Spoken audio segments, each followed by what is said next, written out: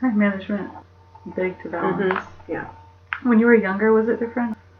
Yeah, because I had a lot more time. So when I was right after graduate school, I worked as a paralegal for about 5 years. And most of that time I worked part-time. So I would get home at like 1 and I would write in the afternoon. Or I could write in the evening because my husband was a graduate student and he was studying. So we had no TV, we had no car. Everyone we knew was a graduate student. Everyone was studying all the time. It was part, even though I was no longer in graduate school, it was part of the lifestyle. Then once I started teaching full-time, we actually were long distance for years, so I had tons of time. I didn't even have to pay attention to him. So I had tons of time to write. So that was really, the time difference was really huge, and the fact that the time could be so unstructured. When you have your 5 days now, you wake up and you write all day? I write. I take a break by going for a walk, which I find walks are really useful. I do a lot of writing in my head while I'm walking, and because having kids and there being a lot of time when you need to be with them, but you don't need to be thoroughly engaged with them. There's a lot of time when I can't really sit down and write, but I can be thinking about it. I've gotten a lot better at remembering. I trained myself to remember better. So in Friday Harbor, I'll go for a walk, and actually that will generate a lot. So it's pretty much writing off and on, intermixed. I knit, and sometimes that's like the sitting down equivalent of going for a walk. There's a certain amount of concentration taking place, but the mind is free to explore other things. So it isn't like, I'm up there and I sit down for 5 hours and then I'm done. It's just not. It's interwoven with whatever I'm doing up there. Does nature tend to inspire you? Landscape has always been important. The physical landscape as something to describe and as a sort of metaphor. So in that way. Do you share your work with your kids?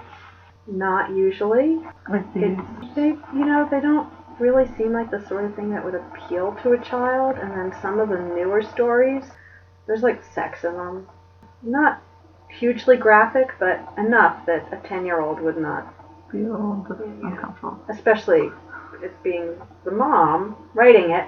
So, but there's one story in the new collection that's very fairy tale based, and it has my daughter's name in it. So she saw it on my computer one day, and it actually is one that was totally, structurally it's a little advanced for a 10-year-old. It's not a straightforward narrative, but in every other way it was completely appropriate. So I let her read it, and she's like, "Mom, what does this line mean?" And I looked at it and I was like, "You're right, that just doesn't make any sense, and you take that out." So she's very proud of that moment. I think my son at this point, some of them I still wouldn't show him. When I read the Bad Mother story out loud, someone said, "You should never let your children see that story." They will be like wondering which one of them you prefer forever. So, but I think my son, now that he's 15, he might be interested in some of them. The difference between myth and fairy tale is already established, I guess, but do you feel as interested in myth as in fairy tale? Like, I noticed one of the stories seemed more myth-like. Yeah, there's one about Ariadne in here. For my purposes, I don't feel a difference. I know that there are many, many differences between them, but I think as with almost any raw material that a writer is drawing on, you're interested in it because you're interested in it. And you can acknowledge and be also interested in those sort of more scholarly aspects. But if I'm going to use a myth, it's probably going to feel very similar to the way I would use a fairy tale. There's a story, I think it's Memento Mori in this one, where the older explorer, he comes and his family, and there's the interaction with his niece, as a tiger comes to life. And it seems like, there are so many metaphors there. Sexual, I'm sure, is one of them. But the tiger itself, it's always like the magical, fantastical part of the story. And you never really know where they're going to pop up. Did that strike you as different than what you usually do? It was like steampunk sort of to me. Those objects, automatons, generate that sense of wonder.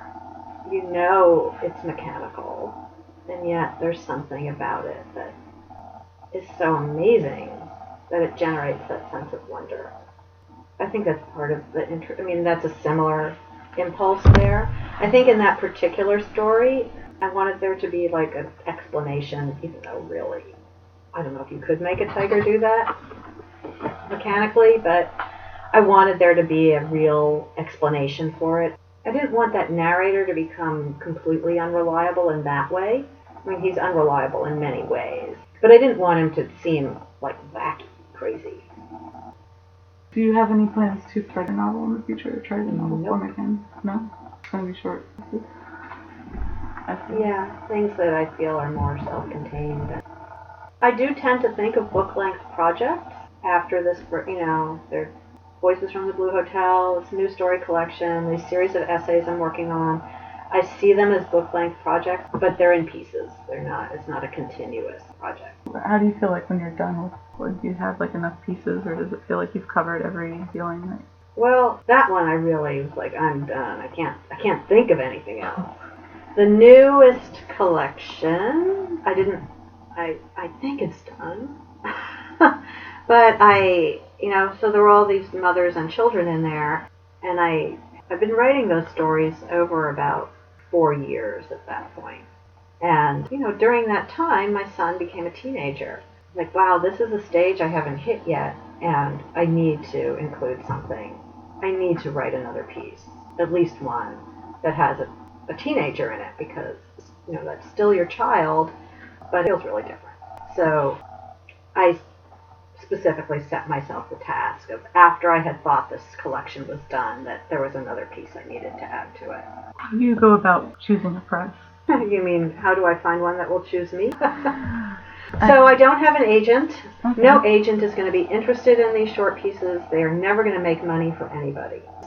Agents choose things they like, but they also need to be able to make a living from selling them. And no one's going to ever make a living from these. So I don't have an agent.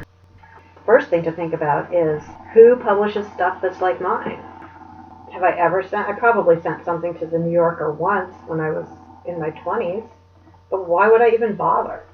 They're not interested. It's clear they're not interested in the sort of writing I'm interested in. So a waste of money, time, probably not money anymore. You can probably send it electronically. But so I think a lot about that. I think about the writers whose work is in some way shares a sensibility with mine, and I research where they're published. If it's a story collection, you look in the acknowledgments and you see where those individual pieces have appeared. You go to those websites and then you see where those other authors on there have also appeared, and it's a lot of tracking things down that way. And since I've done that, I've had a lot more success in placing things quickly. I don't know whether my writing has gotten better. I think it has. But also, I've really been much more thoughtful about what is the appropriate home for this piece. And even if there's a journal that I respect highly and that I often enjoy reading, if I look at it very carefully and I look at, 2 or 3 issues, and every piece of fiction in there is first person, present tense, some character who lives in Nebraska, why would I, even if I enjoy reading these stories, why would I bother? That editor is clearly not going to be interested in my work. So I've done a lot of research in that way. And the same thing with looking for book publishers. There are a lot of small presses out there now that are actually, I think in the small press world, there are more of them interested in sort of experimental writing or speculative writing than they are interested in realism. Because it's that sort of writing that has the hardest time getting placed with a major publisher. So a lot of small presses have sprung up saying, we know there's work out there that is not going to get published by the big guys, and we can do it now.